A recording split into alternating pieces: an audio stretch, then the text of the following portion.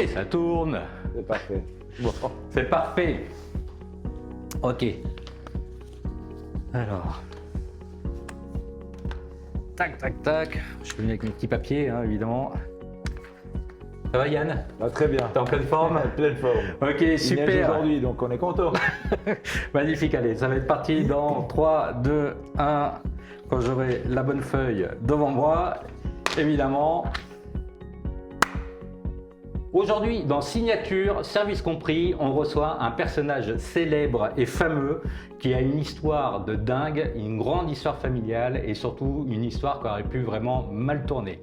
Mais aujourd'hui, il fait partie des personnes vraiment qui comptent dans le métier de la boisson, notamment en Suisse, en Europe aussi, puisque tu nous avais raconté une petite anecdote qu'on reviendra dessus. On est ravis de recevoir aujourd'hui Yann Hamstein de la maison Hamstein, distributeur de boissons et notamment de bières d'excellence, de qualité et surtout pas connu tout le temps et que vous lancez au gré des moments. Donc tu es directeur d'Hamstein SA maintenant depuis près de 20 ans. Tu es un acteur du marché, comme on a dit, qui est fameux depuis 95. Merci d'être là en tout cas, puisque merci pour ton invitation. Écoute, c'est que du bonheur. On va parler boisson et puis pas que. Hein, de toute façon, c'est ça qui est intéressant. Tu suis ton père de très près, puisque tu es dans l'entreprise familiale qu'il a créée il y a plusieurs années en arrière. Tu sais que depuis l'âge de 4 ans, tu avais envie de faire ce métier, hein, puisque dès 8 ans, tu as décidé de reprendre le flambeau familial, mais c'était déjà un peu trop tôt. À 9 ans, ton père, il t'envoie en Allemagne pour apprendre l'allemand, pour aller travailler dans les brasseries, pour bosser, quoi. Alors ça, c'est assez incroyable, tu nous raconteras. Et puis, à 12 ans, tu brasses ta première bière illégale dans la cuisine familiale avec ta maman qui crie parce que ça colle de partout, tu nous raconteras. Ok, adolescent, tu travailles tous les week-ends, hein. Tu es dans l'entreprise, hein, que ce soit le mercredi, les vacances scolaires, etc. Tu es tout le temps au boulot, tout le temps en train de toucher des caisses, etc. Comme tu me disais. Dès que l'école est finie, dès que je pouvais, dès que les devoirs étaient faits, j'étais à l'aise. Au fait, c'était un emplacement, un lieu.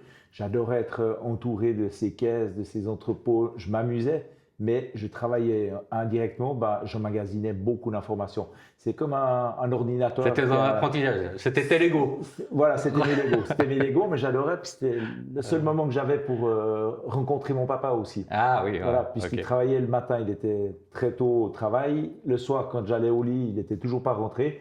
Donc il y avait vraiment. C'était une façon d'être avec lui. Absolument. Donc justement, alors cette façon, à 19 ans, donc tu vas rejoindre officiellement le business familial, qui d'ailleurs traverse à ce moment-là des difficultés. Toi, tu es plutôt dans le marketing, hein, c'est ça? Tu as commencé dans cet univers-là.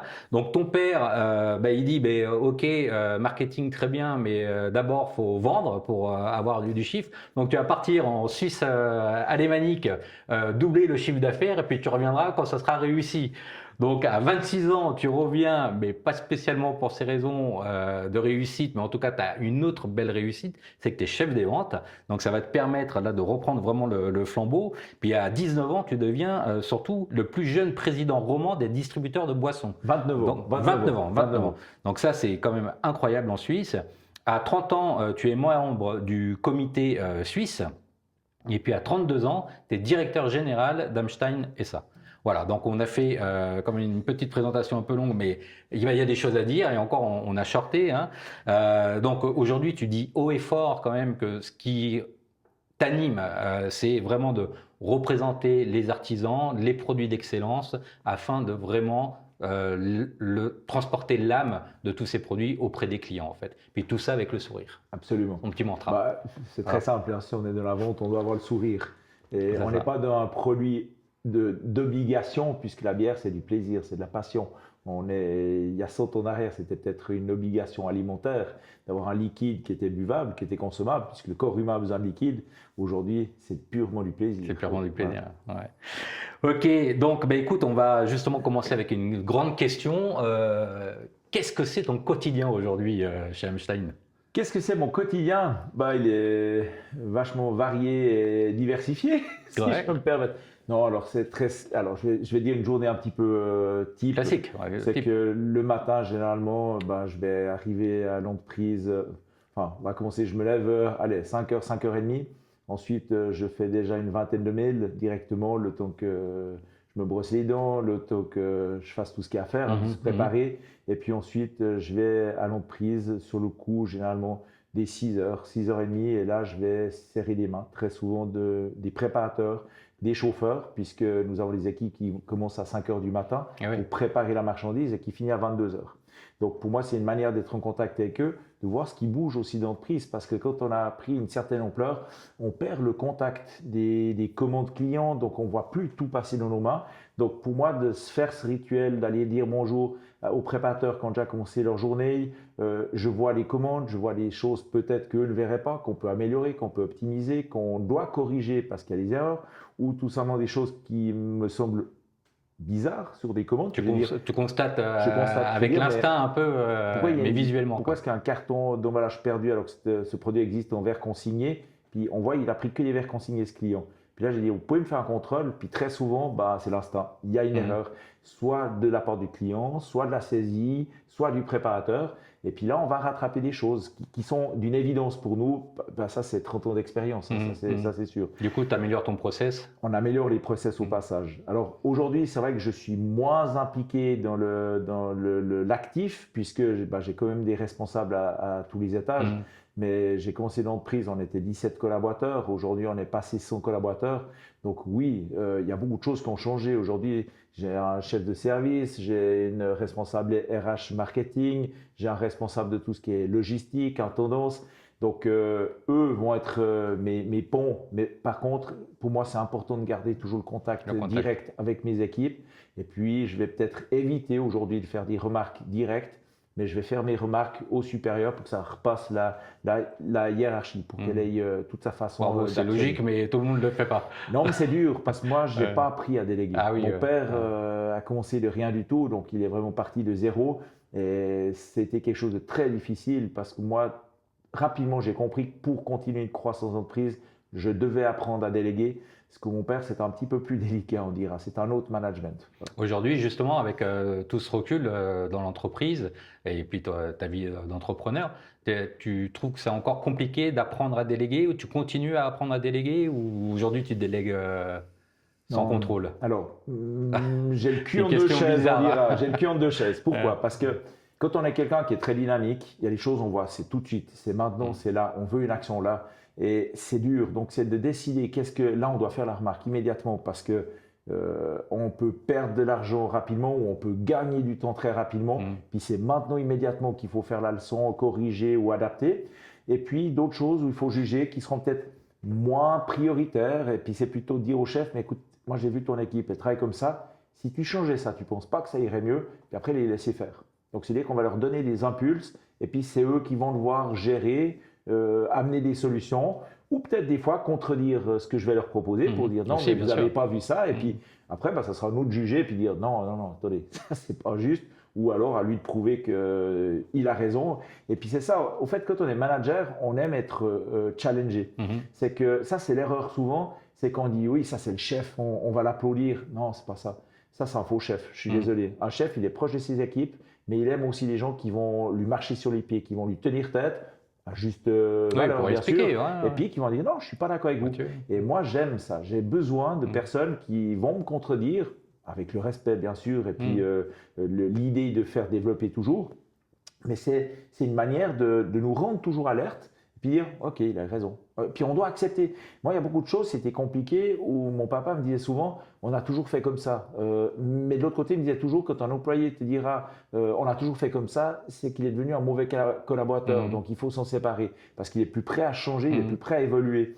Et très souvent, moi, j'entendais ce genre de discours de l'entreprise, et puis on doit nous-mêmes aussi accepter que d'un coup, on va vous dire, mais moi, je préfère qu'on fasse comme ça parce que vous n'avez pas vu qu'il y a tel paramètre qui a changé. Vous nous avez imposé une digitalisation de votre société. Aujourd'hui, oui, on a dû changer notre manière de faire. Et puis, vous avez oublié que par rapport à ce que vous nous avez imposé dans cette ligne directrice, ça ne correspond plus.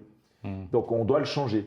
Donc, ça, c'est des challenges qu'on se retrouve employés, patrons, mais qui sont valorisants aujourd'hui. On doit savoir ne pas faire son patron couillon, si je peux me permettre de le dire comme ça, et puis de faire 2 pas en arrière, puis dire « Ah ouais, c'est juste ». Et puis, de temps en temps, de féliciter un collaborateur qui a eu une très bonne idée, puis qui a osé nous contredire, parce qu'il faut oser contredire. Surtout, plus on est dynamique, plus c'est difficile pour les personnes en face de nous. Parce qu'ils, en fin de compte, ils me payent son salaire tous les mois, qu'est-ce que je vais venir m'embêter? Ces gens-là, il faut les remercier. Et c'est à nous, après, de les valoriser et les remercier différemment. Juste le salaire. Et du coup, aujourd'hui, donc, dans ton entreprise, on voit que c'est très dynamique et puis que tu es vraiment proche comme ça de tes collaborateurs, mais que tu es quand même à beaucoup de comités, à beaucoup de boards. Et ça, du coup,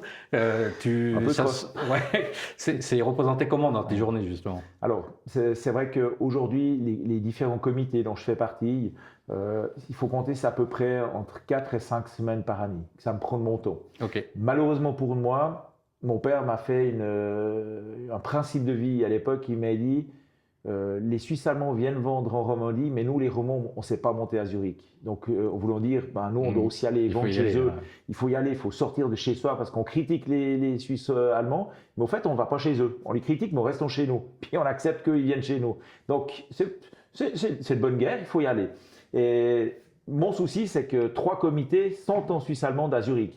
Donc, toutes les séances, je vous garantis qu'elles sont toujours aux environs de Zurich, en direction des Grisons, en direction de Saint-Gall, en direction de Schaffhouse, mais rarement en direction de Berne, Vevey ou Lausanne ou Genève. Alors, oui, c'est des séances où on fait 5-6 heures de séance, mais vous avez une journée complète. On part à 6 heures du matin avec la voiture pour arriver à l'heure avec les bouchons, sauf si je peux prendre le train, mais suivant les régions, c'est compliqué le train. Parce qu'ils ne voient pas forcément ça, nos collègues suisses allemands. Ils prennent pour les assemblées un super endroit, très joli, très agréable pour faire des assemblées.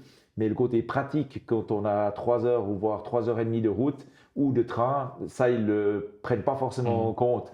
Et puis, après, il faut retourner. Donc, souvent, c'est 20h, 21h quand on va rentrer en Suisse, en Suisse romande à la maison, s'il n'y a pas eu les bouchons de Zurich, puis ensuite les bouchons d'Oftringen, puis ensuite les bouchons de Berne avant d'arriver dans notre région. Donc justement, tu parlais de ton papa tout à l'heure. Il y a une vraie histoire familiale qui est très forte quand même. Et donc du coup, aujourd'hui, ton père, quand il a fondé Hamstein en 73, il a démarré dans les distributeurs automatiques. Il a fait découvrir les bières belges aux Suisses, donc ce qui était quand même assez audacieux. Comment tu peux raconter son histoire et sa vision en fait avec tes mots d'aujourd'hui? Bon, alors je vais faire la version très courte parce qu'elle sera un peu plus compacte et ceux qui me connaissent, on fera un deuxième épisode. Ils ont déjà entendu, on fera un deuxième épisode que pour ça à mon avis. Puis ce sera mieux que ce soit lui qui vienne le raconter. Avec plaisir. Très courte, il vendait des automates à boissons. Il a eu l'opportunité d'avoir un établissement public à Châtel-Saint-Denis. On parle bien des années 73, plein cartel de la bière en Suisse. Telle région, c'était telle marque de bière. Il y avait 1 ou 2 sortes de bières qui étaient brassées, qui étaient vendues. Tout le monde avait le même prix de vente sur le marché suisse. On ne se posait même pas la question de quelle bière on buvait. C'était la bière qui était dans la région, puis c'est tout. Mon père a toujours été un petit peu artiste et très à chercher à faire différemment que les autres. Et là, il vendait ses automates à café. Il avait cet établissement public. Très souvent, quand il avait des clients qui étaient intéressés, il les invitait à venir faire la fête dans cet établissement public. Et c'était une manière pour lui de mettre le client à l'aise. Il avait du plaisir, puis tout compte fait, le père Hamstein, il est sympa, j'ai passé un bon moment. Je pourrais acheter chez quelqu'un d'autre, mais je fais avec lui l'affaire. C'était un peu ça le concept, le business model. C'était le premier Instagram de l'époque. Si on veut, effectivement. Facebook. Et puis, il a rencontré un monsieur qui était belge, qui lui a vendu des bières qui étaient acides, qui étaient noires, qui étaient fortes, qui avaient des 8, des 10% d'alcool, qui étaient bouchonnées, avec des bouchons comme le champagne à l'époque. Et puis là, mon père a dit « Waouh, c'est génial, on n'a jamais vu ça en Suisse. » Et puis, il a commencé à vendre ses produits et tout de suite, ça fait un succès. Donc, le bar était connu pour les spécialités. Mon père en vendait toujours plus. Ce monsieur, du coup, il n'arrivait pas à suivre dans la vente des bières. Mon père est monté en Belgique avec lui. Il y a eu des petits problèmes financiers de ce monsieur parce qu'en fait, il ne payait pas ses dettes dans les brasseries. Ils sont montés en Belgique avec mon père. Il faisait passer 8 heures de route, pas bu une bière, pas visiter une brasserie. Les brasseries ne voulaient pas ouvrir les portes pour que mon père et ce monsieur rentrent pour charger la marchandise. Puis Puis mon père lui a demandé qu'est-ce qu'il y avait. Qu'est-ce qui se passe? Attends, on est monté en Belgique pour acheter de la bière, pour visiter les brasseries. Puis pour l'instant, on n'en achète pas, on visite rien. Puis moi, c'est mon véhicule, j'ai eu l'essence. Là, je vois un petit souci. Puis bon, il lui explique qu'il y a des dettes dans les brasseries. Puis s'il ne paye pas cash, personne va lui fournir la marchandise. Mon père, grand Saint-Bernard, il a dit écoute, j'ai un peu d'argent cash sur le compte en banque du bar. On va chercher cet argent, puis au moins comme ça on peut charger, puis tu me rembourseras plus tard, on verra comment est-ce qu'on fait.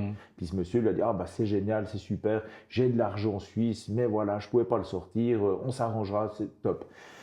Et puis mon père s'est retrouvé, cette fois quand ils ont eu l'argent cash dans les poches, il s'est retrouvé à la brasserie Bellevue en Belgique, qui était M. Van Oosthoek, le plus grand brasseur de Belgique, propriétaire du stade de foot de Anderlecht. Donc, qui est toujours une grande famille de Belgique, famille, qui est toujours à la famille.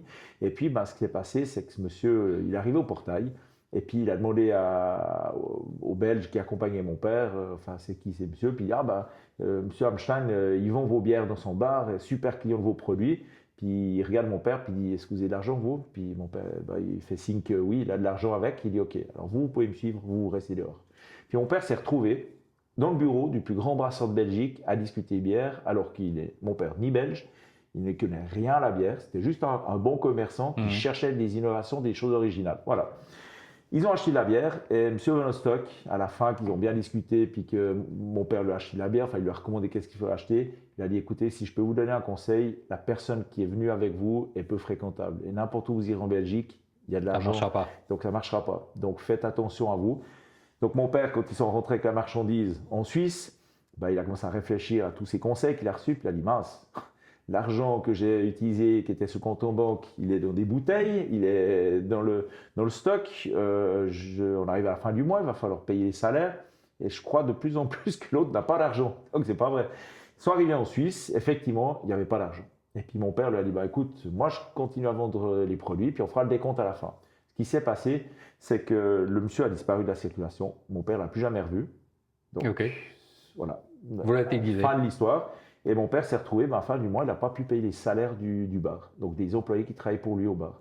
Et il n'a pas eu d'autre choix qu'aller prendre son bâton du pèlerin, aller promotionner la culture de la bière belge dans d'autres établissements, encaisser cash bien sûr, pour pouvoir rembourser ses dettes très rapidement. Sacrée histoire. Donc c'est un accident. La famille Hamstein, on n'est ni belge, ni on avait les pieds dans la bière.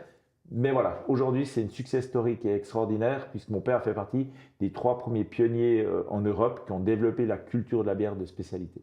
Donc justement, là, quand tu penses à ce parcours de dingue comme ça t'inspire quoi? La passion, et puis c'est que si on a de la joie, de la passion dans le travail qu'on fait, on peut démonter les montagnes, on peut se surpasser et on peut créer des business models sans être né dedans. Super, c'est très inspirant en tout cas. Donc là aujourd'hui, tu reprends le relais de l'entreprise en 2008. Ça s'est passé comment concrètement? Parce qu'il y a quand même tout le respect historique. Comment tu as réussi à gérer ce moment de passation? Ça a été très conflictuel avec mon papa. Au début, quand je suis entré dans l'entreprise, c'est vrai que moi j'étais un jeune fou, un jeune con. Je me permets de me traiter de jeune con. J'avais plein d'idées. Mon père avait ses difficultés. Ensuite, moi, chaque fois que je voulais lui proposer quelque chose, c'était toujours non, on fait toujours comme ça, et l'inverse de ce qu'il m'avait toujours appris. Donc, quand mon père a commencé à me dire, on a toujours fait comme ça fonctionne, Yann, t'arrêtes de vouloir tout changer, t'arrêtes de vouloir tout révolutionner. Je dis, mince, on va pas réussir à faire quelque chose. Et ce que je comprenais pas, c'est que mon père avait des difficultés à cette époque, et par fierté, c'est difficile d'en parler. Donc, il fallait du cash, il fallait développer l'entreprise, mais avec le moins de moyens possible. On avait le produit, on avait des idées, on avait un réseau de distribution, mais par contre, on n'avait pas les moyens d'investir pour aider à développer, en dehors de nous, l'être humain. Voilà. Donc justement, c'était quoi ton plus grand défi par rapport à tout ça? Le plus grand défi, c'était de convaincre les Suisses qu'on vendait des bonnes bières, et puis on n'était pas juste en train de leur dire c'est des bons produits parce qu'on voulait vendre, mais c'est que c'était réellement des bons produits, c'était de faire déguster. Au fait, au moment où on commence à faire déguster le produit, souvent le client était acquis, il dit waouh, mais c'est génial, c'est super bon. Ah oui, non, mais moi je vois des choses que je peux faire. Et on a dû mouiller notre chemise et vraiment faire beaucoup de dégustations pour développer le produit. Puis bien sûr, à cette époque, mon père m'a envoyé en Suisse allemande parce que comme c'était très conflictuel entre lui et moi, parce que moi, Je venais du marketing et puis du secrétariat. Chaque fois que je voulais faire quelque chose, il fallait investir de l'argent. Lui, il me disait, mais on n'a pas d'argent. Puis moi, je ne comprenais pas qu'est-ce que ça voulait dire. À ce moment-là, moi, j'étais tout feu, tout flamme. Et puis, il m'a dit, écoute, tu pars en Suisse allemande, puis tu reviendras quand tu as doublé le chiffre d'affaires. C'est la plus grosse gifle qu'il m'a émise, mais c'était la meilleure des gifles qu'il m'a émise. Parce qu'aujourd'hui, grâce à ça, fais ce que je suis devenu aujourd'hui. C'est que je me suis retrouvé en Suisse allemande où il me disait, écoute, fais ce que tu as dit, mais tu te débrouilles. Parce que de toute façon, nos représentants, tu fais des plans marketing, mais c'est invendable ce que tu fais. Donc, va prouver, puis nos représentants, tu leur diras, moi j'ai réussi à faire ça. Pas besoin de dire que… C'est du marketing direct. C'était du marketing direct, mais je me suis ramassé un deuxième uppercut après mon père. C'était la gifle, parce qu'il n'y a rien qui jouait de ce que j'avançais en théorie. Théorie, oui, c'était beau sur papier, mais la pratique, c'est totalement différent. Puis d'avoir des clients qui ne correspondent pas à la cible qu'on avait prévue, que ce n'était pas tout à fait ce qu'on nous avait appris en théorie, dans le peu d'études que j'ai fait, ça, c'était la meilleure expérience de la vie. Parce que là, j'ai dû me corriger, j'ai dû m'adapter, ou alors disparaître. Mais ça, pour moi, c'était hors de question, parce que je suis né pour être dans ce business. J'ai toujours suivi mon père. C'était tellement évident pour moi que j'étais dans ce milieu et que j'allais y rester, que ça aurait été un échec, mais où là, je partais définitivement, puis je quittais ma famille. Oui, parce qu'en plus, vous êtes trois frères, donc il y a Frédéric que je ne connais pas, mais il y a Mick que je connais aussi. Comment il se passe ce lien justement familial dans l'entreprise? Bon, alors première chose, on est trois frères, on a une année de différence. Donc c'est vrai qu'on est très proches, on est les mêmes… Presque des triplés quoi. Presque des triplés si on veut. Mon père, il disait toujours en rigolant, il était fusil à l'armée, donc vite un coup de rafale et on y va. Okay. C'était un peu la théorie. Enfin bref, ma maman à 20 ans, elle nous avait les 3 enfants. Incroyable, super. Donc elle a pas perdu de temps, elle n'a peut-être pas eu le choix, il faudrait lui poser la question elle aussi. Mais c'est vrai que dans la famille, ça a toujours été très dynamique. Avec notre père, c'est quelqu'un d'excessivement dynamique, qu'il faut réussir à suivre, qui est un bon vivant, qui est joyeux, qui aime le côté amusement, le côté festif, mais sérieux. Festif, je parle avec les produits. Donc, ça, c'est hyper intéressant parce que c'est vrai que souvent, on doit paraître sérieux, alors que là, tu es en train de dire, non, c'est quelqu'un de très sérieux, mais on s'est toujours amusé. Il est très sérieux, mais il s'amuse. Il s'amuse par le produit, il s'amuse par le travail qu'il fait. Et souvent, on me pose la question, on dit, mais le travail, comment se passe ce travail? Je dis, mais c'est un amusement tous les jours. C'est que si c'est un amusement, on vit de sa passion, mais les journées, elles passent, on ne se rend même pas compte. Moi, je peux dire que depuis l'âge de mes 20 ans, je ne me suis jamais rappelé une fois de me dire je vais faire quoi ce week-end, je vais faire quoi lundi. Mais c'est à fond. Parce que j'ai eu la chance, mon père, lui, il a 1000 idées à la minute. Moi, j'en ai 500 à la minute, j'en ai moins que lui. Mais on bouillonne d'idées. On n'arrive pas à appliquer le tiers des idées qu'on a. Et quand on est des gens qui sont toujours en train de réfléchir, toujours en train de voir des cultures différentes, mon père m'a appris à voyager beaucoup parce qu'il me disait adapte-toi aux cultures, observe les cultures ailleurs. Tu veux amener quelque chose dans notre région, va à l'autre bout du monde chercher et voir qu'est-ce qui fonctionne mieux. Parce que les gens font une erreur. On a toujours fait comme ça. On a toujours fait comme ça, on vit comme ça. Il dit, tu ne seras jamais dans l'innovation si tu fais ça. Si tu fais du benchmark, ce que les grosses sociétés font, tu analyses les tendances, mais tu n'inventes aucune tendance. Donc, prends des risques, et c'est en prenant des risques que tu vas avoir des réussites. Et puis, pour 1000 idées, il y en a peut-être une qui va être une success story à travers le monde. Voilà. Donc ça, c'est ce qui est important de retenir, c'est que si on ne prend pas de risque, donc justement, c'est une très bonne transition parce que Hamstein a vraiment contribué, à populariser la bière et les spécialités en Suisse, chose qui n'existait pas. Du coup, comment tu abordes ce côté de pionnier, en fait, ce rôle de pionnier?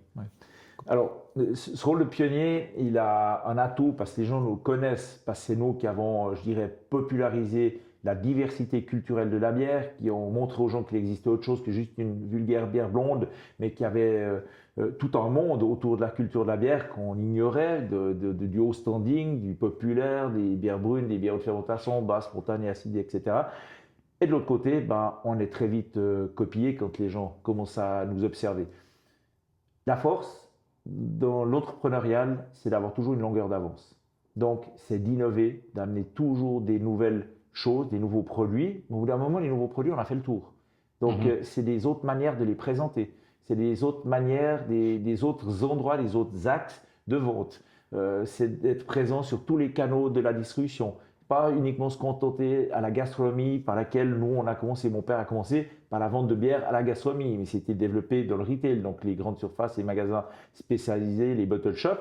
Puis après, c'était d'être immédiatement dans la boisson. On était un des premiers sites de vente en ligne de Suisse dans la boisson. Aujourd'hui, on en a 4. On a plus de 37 000 particuliers qui sont clients sur nos sites internet de vente en ligne directement. Et on a encore les sites en plus de nos clients avec qui on travaille. Et c'est tout ça, en fait, c'est un rôle d'équilibriste, j'ai envie de dire, en tous les axes, mais il faut être multisecteur et multifonction. Maintenant, on a commencé par la bière. Aujourd'hui, on n'a pas que de la bière, Amshan. 70% de notre chiffre d'affaires, c'est la bière. Ça reste notre core business, c'est notre fer de lance. Mais on a développé d'autres catégories. Parce que très rapidement, on s'est rendu compte que c'est la livraison de l'air de la guerre en Suisse. Tout coûte très cher en Suisse. Et puis la livraison, la distribution, c'est compliqué. Parce que vous devez très rapidement avoir des volumes où vous êtes mort. Alors quand vous êtes dans les marchés de niche, c'est soit vous prenez une marge qui est trop grosse, puis le produit est trop cher. Donc comment faire pour optimiser ça? Nous, on a diversifié l'assortiment. On a eu monté jusqu'à 1400 sortes de bières dans l'assortiment. Aujourd'hui, on est plus ou moins à 1000 bières. Et puis, on a rajouté des spiritueux. On a rajouté des vins, mais avec une logique. En travaillant sur le même principe, ces produits, c'est des plus petits volumes, mais on est venu compléter notre gamme, notre assortiment. Comme ça, des clients qui disent « Ah, mais moi, j'aime bien la famille Amshan pour leur philosophie, leur bière. » Ok, je peux acheter 12 bouteilles de vin, je vais les acheter parce que j'ai déjà mon coût de transport optimisé ou je dois remplir ma commande pour compléter. Donc ça, c'était un petit peu le développement qu'on a fait ces dernières années pour optimiser. Pour optimiser. Et du coup, dans ce marché, quand il y a eu justement l'explosion de toutes ces micro-brasseries en Suisse, en chiffre 2021, je crois que j'ai 1200 brasseries à peu près. Oui. Comment c'est perçu ça? Alors, très rapidement, mon père s'était rendu compte d'une chose, c'est qu'au début de sa carrière, il disait Amstein vend de la bière. Si on vend, on va dire que c'est la meilleure bière, elle est excellente. Il s'est dit, au bout d'un moment, le consommateur va dire ouais, mais bon, Amstein ne va pas dire si elle est mauvaise, donc il va nous dire c'est excellent. Et mon père s'est dit, plus vite il y aura des concurrents, plus vite il y a des gens qui feront la même chose que lui ou des petites brasseries qui se développent, ça deviendra un effet boule de neige. Donc ça va l'aider à accélérer le processus. Dynamiser le marché. Voilà. Donc, ce qui s'est passé, c'est que lui, il a aidé. Chaque fois qu'il y a eu des jeunes qui venaient pour ouvrir une microbrasserie puis se renseigner, mon père allait sur des foires à l'international pour uniquement le technique. Alors, mon père a toujours aimé le technique dans la boisson. Et puis, il a amené des catalogues, pas pour lui, pour ouvrir, mais il a donné à plusieurs personnes, des jeunes, les adresses de où ils pouvaient acheter des brasseries, où ils pouvaient acheter des outils pour la production, pour les aider à se développer. Et il a contribué, mais sans intérêt financier, mais uniquement par passion pour que les gens disent, en fait. Faites le même discours que moi, dites qu'il y a d'autres bières sur le marché, dites qu'il n'y a pas que cette marque. Et ça fait un effet de boule de neige. 2021, 1200 brasseries, on est monté jusqu'à presque 1400 brasseries sur le marché suisse. Là, on vient de tomber à 1000. Donc, c'était un détonateur. Alors, à certains moments, la machine s'est emballée. Donc là, ça devient un peu plus compliqué aussi pour nous. Parce que là, ça commence à devenir challenge. Parce qu'on se retrouve, les gens, ils disent, oui, mais bon, Yann, écoute, il y a la petite brasserie, elle est à 2 km de chez moi. Ils sont cool, tes bières, c'est bien, mais je vais prendre la locale. Ok, là, on a dû se corriger. On a dû s'adapter. On a commencé à travailler avec des brasseries régionales qu'on a rajoutées dans notre escarcelle, des partenaires, où là j'ai dit ok, on va faire une carte de la Suisse parce que ces petites souches, ils arrivent et ils sont des compétiteurs pour nous dans l'ultra local, mais au moment où ils veulent sortir de leur rayon, c'est beaucoup plus challenge. Ils ont les mêmes problèmes que tout le monde, ils n'ont pas les moyens d'avoir un entrepôt, ils n'ont pas les moyens d'assurer la qualité de leurs produits sur la durée, ils n'ont pas les moyens de faire la logistique. C'est là où vous intervenez en fait. Et c'est là où nous on intervient. C'est que nous on avait cette plateforme, donc on l'a utilisée pour leur la proposer, mais ça nous a profité aussi. C'est plus qu'un pas d'avance, ça. C'est des pas d'avance. C'était des pas d'avance, oui, absolument. Qu'après, bien sûr, on a été encore plus loin, c'est qu'après, on leur a ouvert aussi les portes des grandes surfaces. Parce qu'on avait des grandes chaînes de distributeurs qui disaient, écoutez, nous, on aimerait un assortiment régional, mais on ne peut pas commencer à faire des discussions annuelles avec des gens qui vont faire 10, 15, 20 000 francs de chiffre d'affaires à l'année. On n'a pas les moyens. Et puis après... ils n'ont pas le système informatique pour l'envoi des données, des factures. Donc vous êtes un vrai porte-drapeau en fait. On a fait le pont. On a fait le pont. On a fait le lien entre les petits et les gros du marché. Et puis les petits qui sont devenus gros, on le savait d'un commun accord qu'un jour ils iraient en direct. Donc ça, c'est un deal qu'on le savait, les choses sont très claires entre nous, et puis on les aide. Mais nous, on a offert à notre clientèle une gamme. Panel. Ce qui a changé entre deux, c'est le réseau de distribution. Le réseau de distribution traditionnel a commencé à se tasser, à réduire, puis il y a d'autres réseaux comme le e-shopping et tout ça qui sont développés, qui eux n'ont plus de frontières, n'ont plus de liens.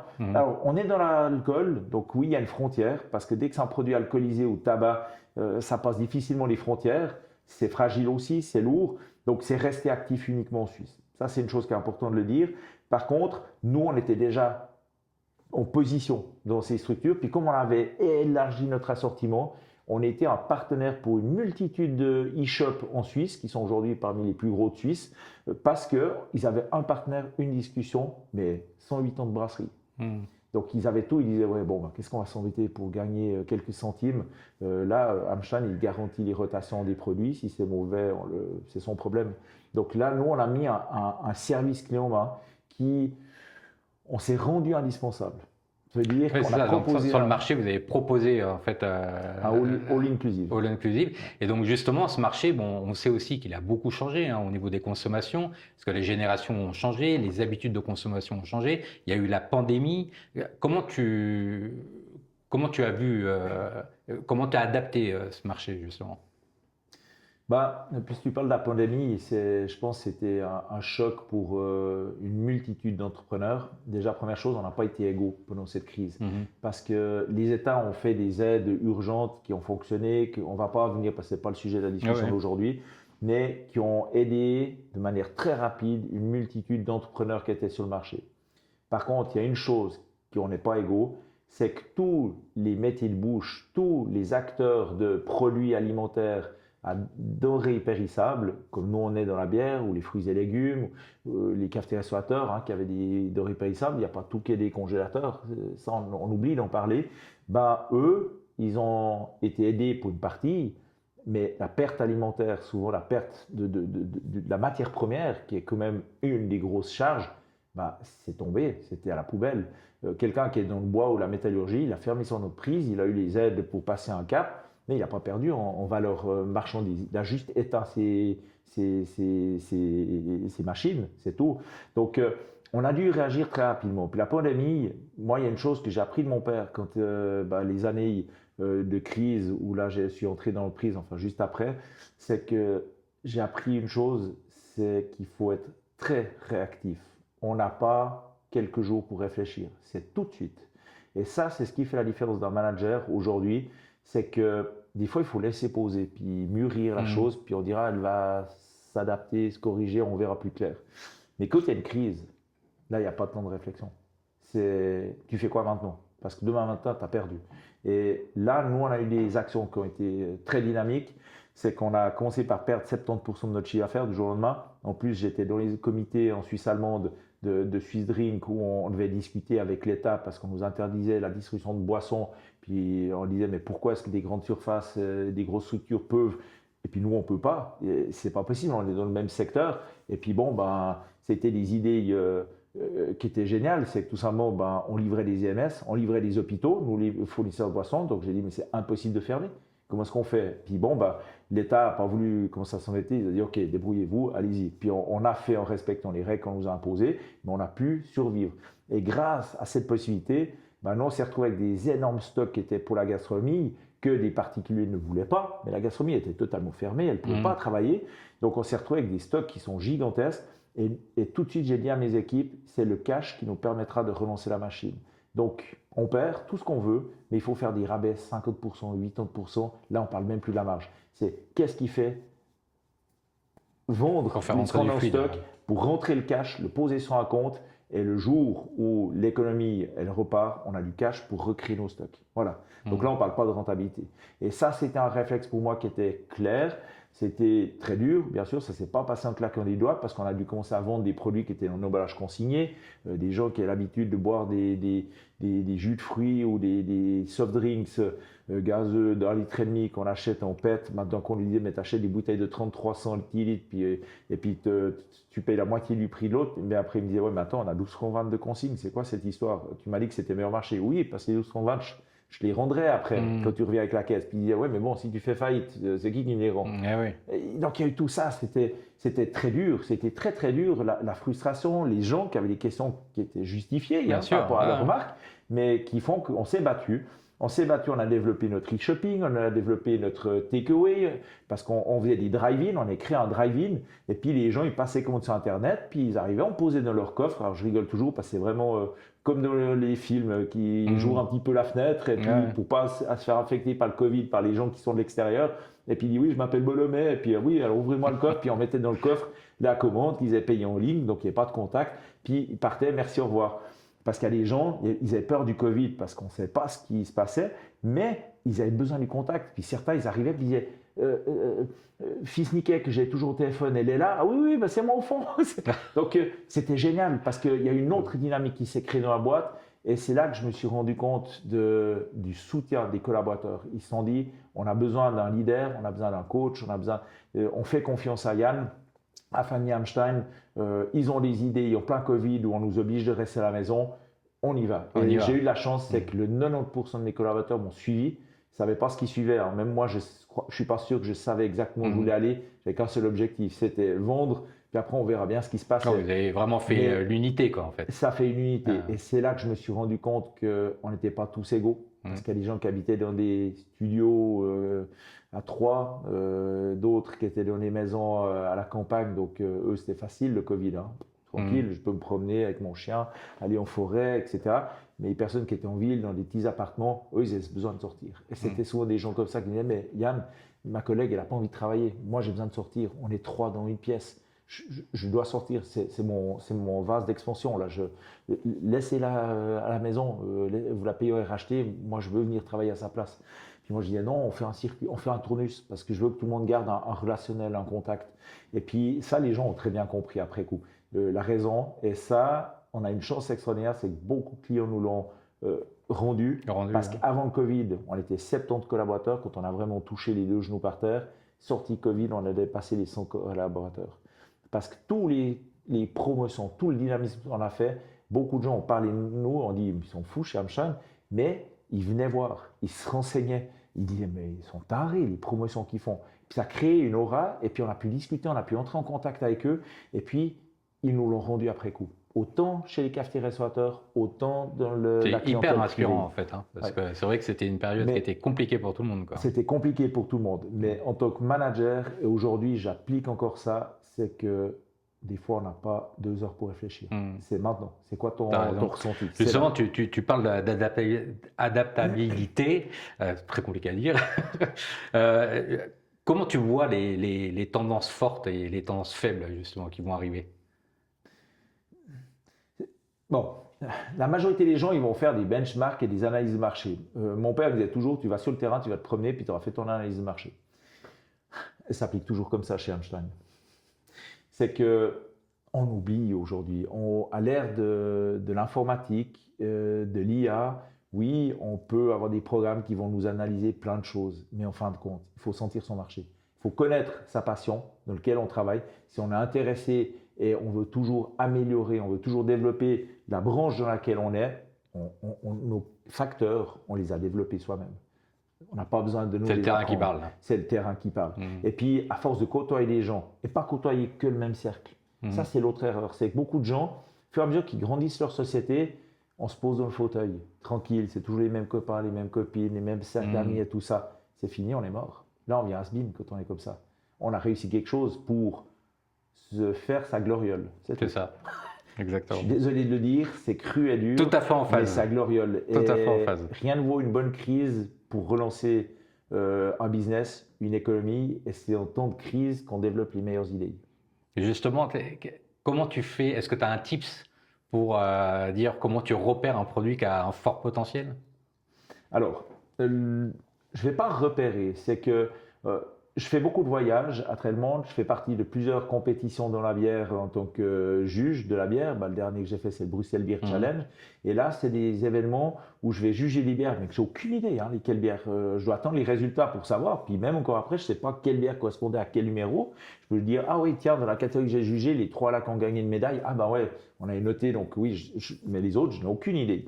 Mais ça me permet de côtoyer des juges qui viennent du monde entier, les juges sud-américains vont me dire leurs tendances chez eux, les juges d'Asie vont me dire les tendances chez eux, nous, on va dire les tendances chez nous, puis après, on fait un patchwork, parce qu'aujourd'hui, le monde voyage tellement, on cherche l'ultra local, mais en fin de compte, on n'a jamais autant voyagé que maintenant. Donc, on veut de l'ultra local, mais on adore découvrir ce qui vient d'ailleurs. Pourquoi? Parce que l'être humain, il est curieux. Il est posé des fois, mais il est aussi une tranche de la population qui est curieux et qui veut se développer. Et puis après, pour dénicher des nouvelles tendances, il faut essayer.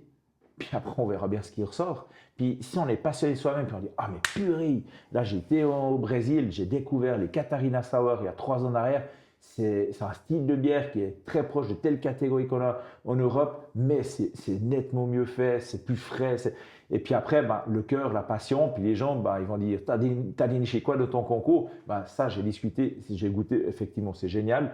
C'est comme ça. Donc, il n'y a pas de vraies règles. Il faut aller se promener sur le marché, il faut être impliqué, il faut côtoyer une multitude de personnes de hiérarchies différentes. Pas seulement entre chefs, en tant que patron, il faut être avec ses collaborateurs, écouter ses collaborateurs qui travaillent dans la boîte aussi, ils ne se rendent pas compte, ils nous donnent des informations qui sont riches parce qu'ils ont une influence. Toutes ces personnes qu'on va côtoyer ont une influence, puis sortir de son cercle d'amis, parce que autrement on ne va rien découvrir de nouveau. C'est hyper intéressant parce que justement, là, donc tu parlais des variétés de bière, de voyages, etc. Et puis, il me semble que, je vais en parler un peu plus tard, mais tu as un petit quelque chose à nous raconter sur l'IPA en Suisse. Et en Europe notamment, parce que tu as été la personne qui a relancé ce type de bière. Alors, tu peux nous en dire un peu plus sur le type, comment c'est? Alors, le style de bière IPA, India Pale Ale, qui étaient des bières qui étaient faites pour envoyer dans les colonies en Inde. Je vous passe le détail parce qu'autrement, on va faire le tome 4, top 5, bien sûr, dans l'émission. Les IPA, c'était au fait, on recherchait à l'époque comment développer la bière pour qu'on puisse la livrer et la distribuer dans des rayons beaucoup plus larges que les 50-80 km autour du lieu de production. On savait qu'en houblonnant, ça aidait à conserver le produit. On savait que si on augmentait le taux d'alcool, ça aidait à conserver le produit, etc. etc. Donc, on était à cette période. Puis India Pale Ale, c'était des produits qui étaient envoyés pour les soldats de l'armée anglaise qui étaient en Inde, dans les colonies en Inde, pour 2 ans. Et puis, c'était pour leur rappeler les souvenirs du pays. Quoi de mieux qu'une bière quand on a l'armée. Et puis, en surhoublonnant la bière, le houblon a de l'aseptique. Il contient donc de l'aseptique et puis il va aider à la conservation du produit, rien d'autre. Aujourd'hui, il y a 23 ans en arrière, avec un ami qui était de Hollande, qui fait le même travail que nous, on avait régulièrement des contacts avec des gens qui nous ramenaient des échantillons, des bouteilles de San Diego, des États-Unis, c'est une nouvelle génération d'IPA, parce qu'à cette époque, il n'y avait plus que 2 brasseries en Angleterre qui brassent encore de l'IPA, mais de l'IPA que personne ne voulait, parce que c'était vraiment l'IPA traditionnelle anglaise, sans intérêt, pas forcément très développée. Et puis nous, on a découvert ces bières de San Diego, des États-Unis, de la Californie, qui étaient juste extraordinaires, qui avaient des goûts de litchi, de baies, de fruits qui étaient juste extraordinaires, tropicaux et tout ça. Et puis on a dit, waouh, ça c'est un nouveau style de bière. Et puis au début, on dit, mais bon, est-ce que les gens vont aimer? Parce que c'est comme amer, c'est fruité, mais amer. Mais c'est pas l'amer comme en Europe, on a l'habitude. Puis bon, on a fait un premier container qu'on s'est partagé. Et puis c'était un succès mitigé. Mais les deux, on a dit, ça, nous, on adore. Donc ça sera la prochaine tendance. Et puis bon, on a fait ce container, on a vendu, on s'est partagé pour les risques. Puis après, on a commencé à faire chacun notre travail. Mais il y a 23 ans en arrière, effectivement, j'ai lancé les premiers IPA sur le marché suisse. Qui n'ont pas du tout été un succès au début. Puis après, de fil en aiguille, aujourd'hui, 23 ans plus tard, il y a de la fierté, puis un petit peu de déception. Parce que je crois qu'il n'y a aucune brasserie en Suisse qui ne brasse pas au moins une IPA dans son assortiment, que ce soit grosse ou petite brasserie. Bien sûr.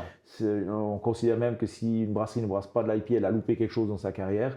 Et puis la frustration, parce que pour beaucoup, ils ont découvert le Saint Graal de l'IPA, puis au fait, ils oublient tous les autres styles de bière. Et au fait, pour moi, un monde, c'est une diversité. Un business, c'est une diversité. On doit développer un assortiment. Ce que mon père a fait, il y avait les cartes des vins. Il a créé la carte des bières. Et pour moi, ça, c'est quelque chose d'indéniable. On doit laisser. On est tous différents. On ne doit pas uniformiser tous les produits. Donc, fier et un petit peu déçu que les gens, quand on arrive dans des fêtes, ils ne parlent plus que de IPA ou blonde. Donc justement, pour contrecarrer ça, aujourd'hui, si tu devais parler d'un lancement qui t'a marqué sur tes produits, ça serait lequel? Un lancement qui m'a marqué. Écoute, je te dirais que c'est la brasserie Brewdog BrewDog, ça n'a pas été la première bière IPA qui était vendue en Suisse et en Europe. C'est une brasserie qui a été lancée par deux passionnés de bière en Écosse et en 2007. Et au fait, James Watt et Martin Dickey ont développé une brasserie qui brassait des IPA parce qu'ils adoraient les États-Unis. Et leur grand messie, c'était Stone, qui brassait parmi les premières bières IPA des États-Unis, qui ont fait partie de ces premières importations que j'ai fait, qui étaient vraiment le top du top dans la référence. Et quand ils ont commencé à développer leur brasserie, qui était dans un garage au début, ils ont été voir une banque qui leur a fermé la porte au nez en rigolant, puis ils ont snobé.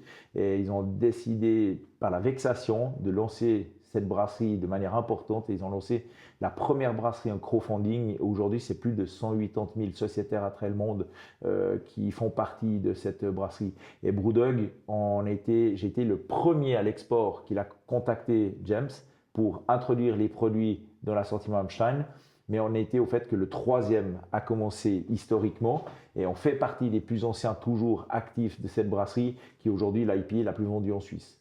Donc la BrewDog Punk IPA, tout le monde l'a vu dans les grandes surfaces, dans les bars. C'est une bière qui est très connue. C'est pas la meilleure des IPA, mais elle est standard, elle est passe-partout, mais elle respecte le classique des IPA sans excès. C'est ce qui a fait son succès. Et aujourd'hui, elle a une success story qui est juste extraordinaire, la manière que ça s'est passé. Je passe les détails parce que là aussi, c'est encore une histoire unique à discuter à côté. Donc c'est une belle histoire humaine et justement pour faire le lien avec tes équipes, aujourd'hui sur les différences qu'il peut y avoir entre générations, comment tu gères ça au quotidien? Alors j'ai fait des erreurs comme un peu tout le monde quand j'ai repris la direction de l'entreprise Hamstein. Moi j'ai dit à mon père jamais je travaillerai avec des gens de ton âge. J'étais arrogant pour la deuxième fois de ma carrière. Parce que c'était des gens qui avaient toujours fait comme ça, il ne fallait pas changer, ils étaient plus lents.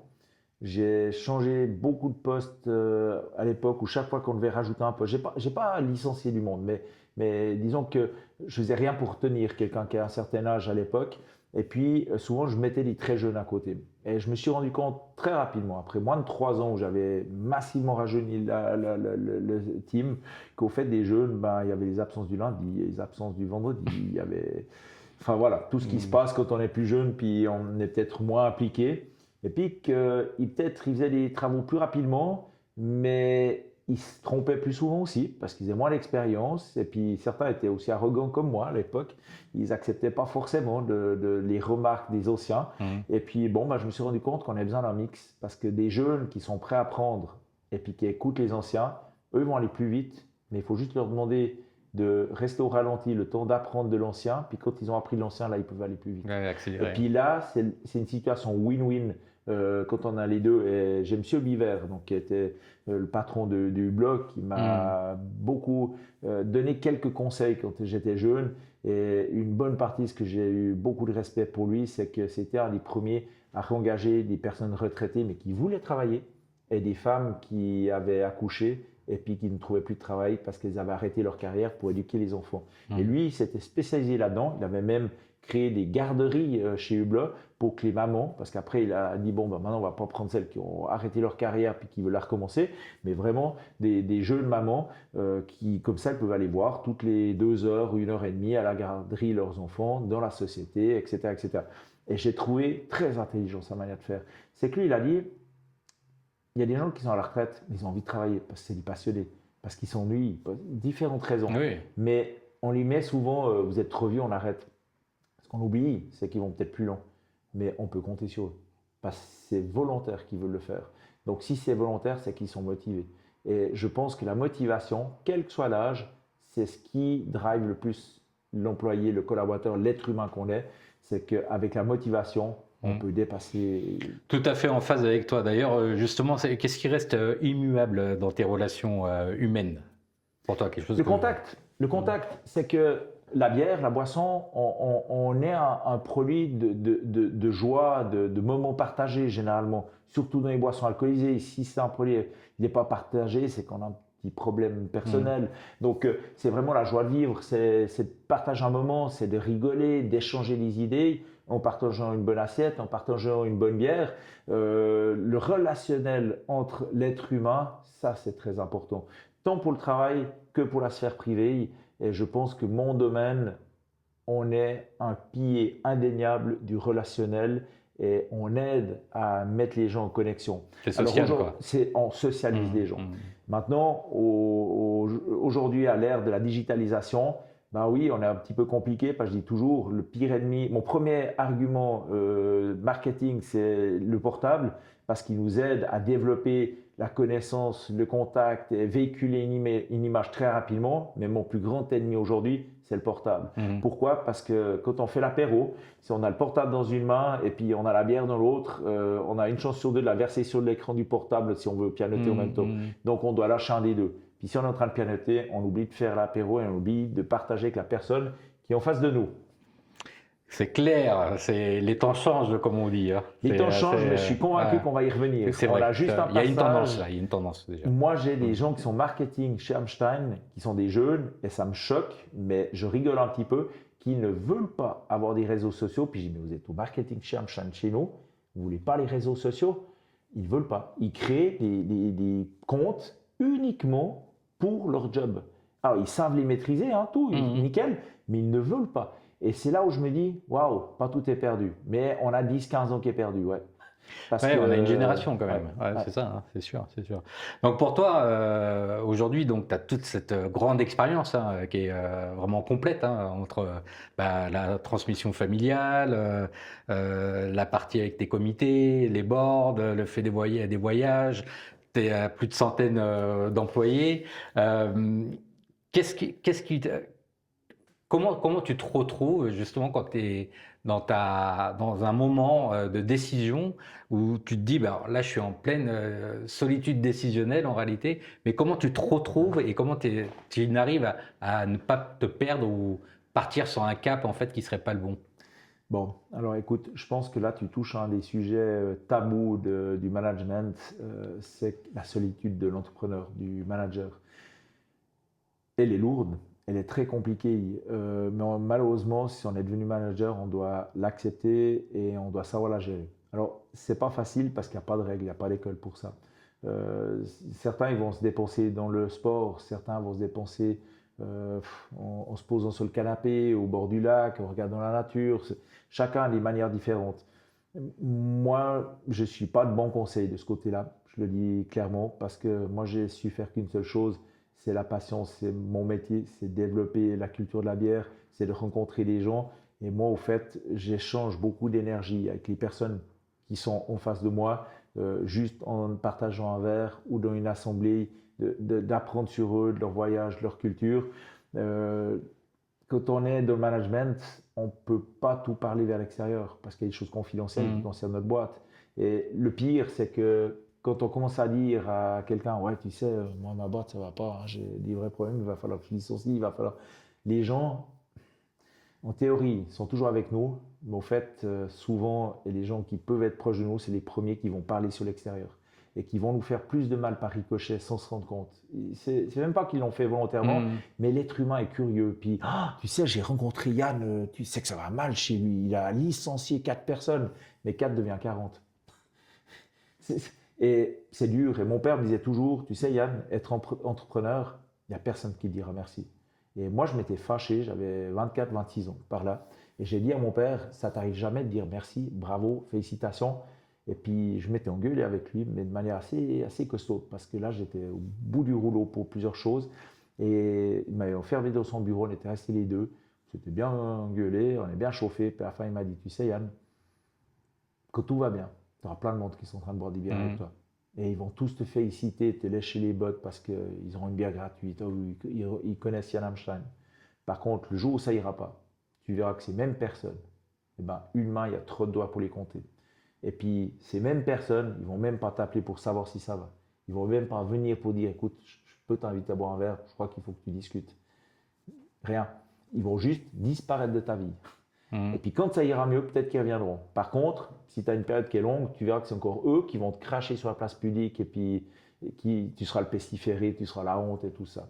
Et il me dit, Yann, ça c'est le pire d'un entrepreneur.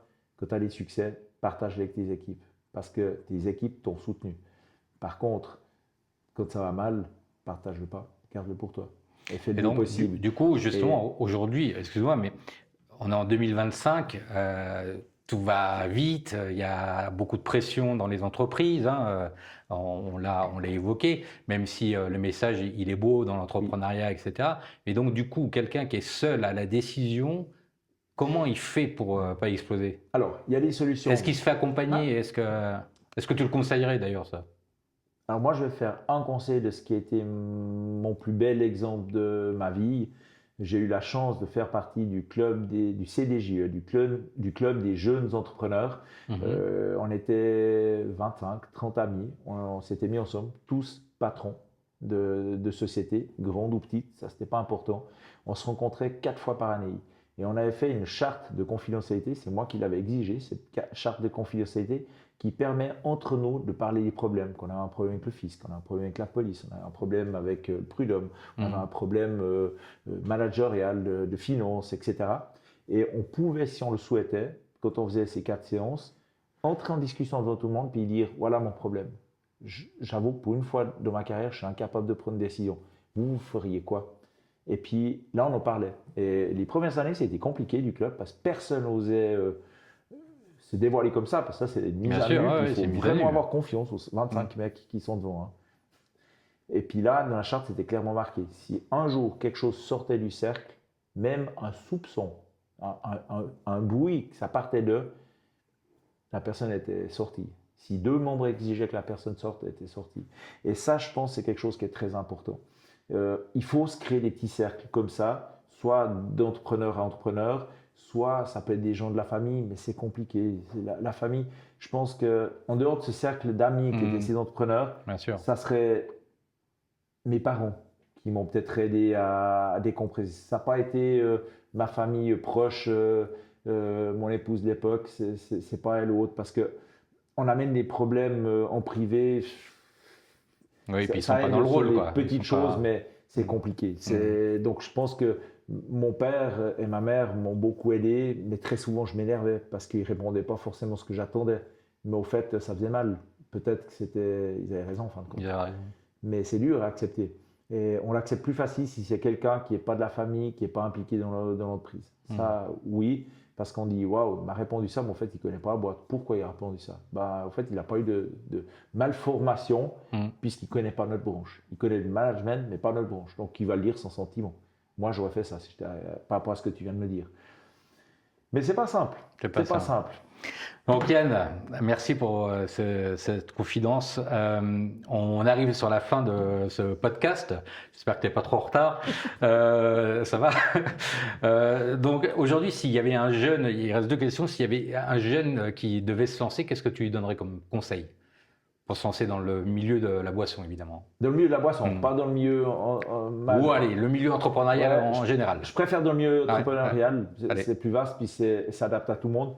C'est au moment où il est convaincu de son projet, tape longtemps sur le même clou, donc sur ton projet, et ne change pas trop.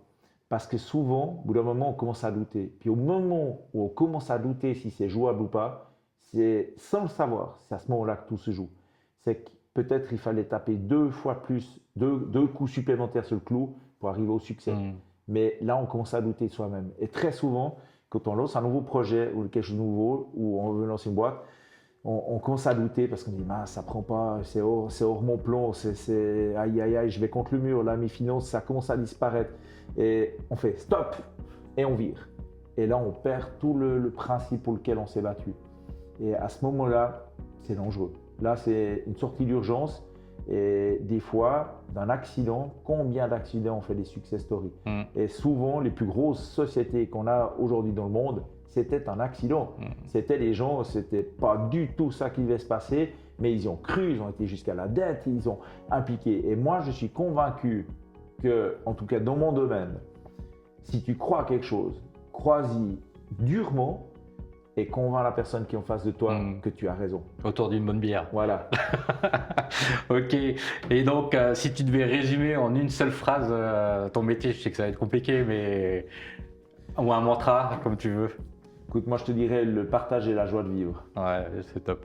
Yann, merci beaucoup en tout cas pour tout ce que tu nous as dit, tout ce que tu nous as confié. Merci pour ta confiance et d'être venu ici. Donc, je remercie toute notre audience qui est de plus en plus nombreuse. Vous pouvez retrouver ce podcast évidemment sur YouTube, sur Amazon Music, sur Spotify, Deezer, enfin toutes les plus grandes plateformes.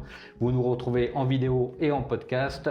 Et j'ai envie de te dire un petit mot de la fin. Oui, un petit mot de la fin. Écoute, Dimitri, je suis obligé de te l'avouer. Hein, oui. Je comprends pas pourquoi tu n'as pas encore posé de patente sur les lunettes rouges. Parce que je ça vais te lui va mettre. super bien et ça c'est un bon fil conducteur. Elles te vont top. Ouais, tu es quelqu'un d'extraordinaire. beaucoup. Bravo et félicitations pour ce que tu fais. Au plaisir. Merci beaucoup Yann. À Merci bientôt. Beaucoup. Ciao. Merci. Top. Magnifique, merci beaucoup. Bon, là, je Yann. suis un peu zigzagué hein, au début. Non, c'était bien, mais les débuts c'est toujours un peu compliqué, je Tu t'inquiète pas. verras ce que tu peux faire. Ça va être parfait. Oui, alors je pense qu'ils doivent